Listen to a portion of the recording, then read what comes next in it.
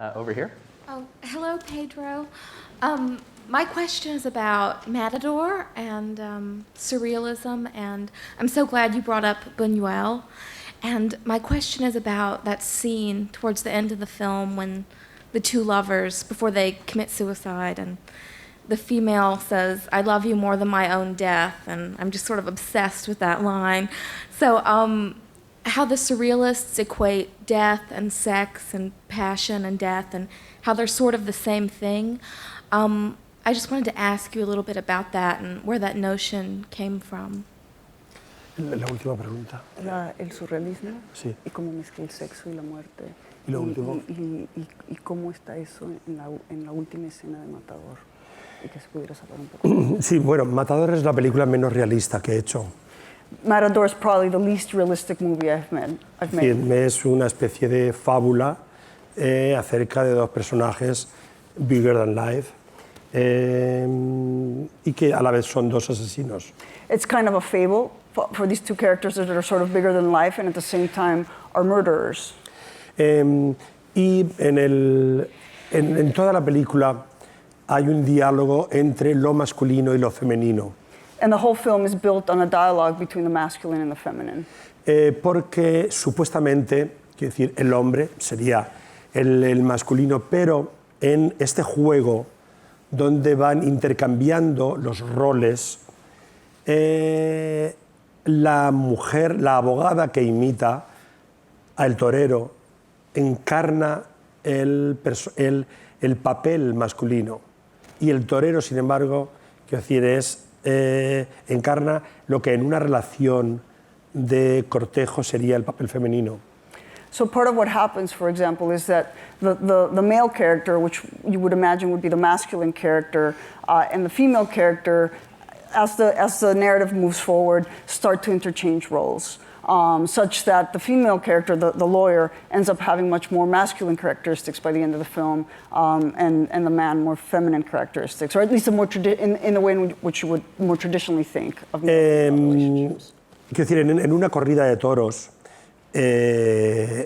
aunque no hay ninguna sospecha acerca de la sexualidad del torero, son todos heterosexuales y eso no hay discusión.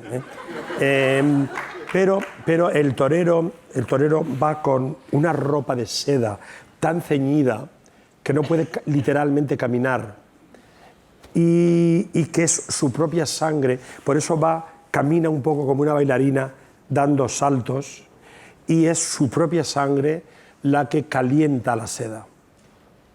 So in the case of the bullfight, you have the Matador. And of course, all matadors are straight. There's absolutely no question about that. They're absolutely straight. Even though, of course, he's wearing a very tight, very, very tight silk pants. And it's his own blood that, and which is part of the reason that he sort of skips around like a ballet dancer. His own blood is warming up the suit. So, I mean, in that case, you know, the bull is the male character. And the Matador is the temptation, which is supposed to be the female character. But I remember very well, when I started writing, I wanted to make a movie about death. Because this is something that I really don't admit it. Even, I mean, it is obvious every day you see, I mean, any kind of tragic news. But it's very difficult for me just to admit it, I mean, with my mind. In this sense, I'm very childish. And then I wanted to see how long or in which way I can talk about death. That was, I mean, my main reason to start writing this. So I made that choice to put in the center of the story a bullfighter, or a serial killer. But in this case, I mean, it was a bullfighter that became a serial killer. I mean, someone related with death.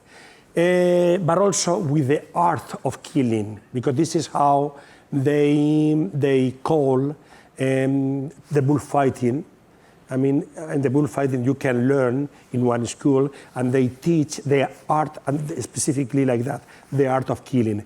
So, and then as I create the women that imitates him in the way he kills in the past, he killed bulls, then what my idea is just to put together two characters that he run away. I think I'm very dull for him. I mean, you go. Oh. I'm sorry. So, I mean, let's summarize it. I mean, death and sex was very important. I mean, the main thing. And they, as you see, I mean, the bullfighter get horny in a violent way.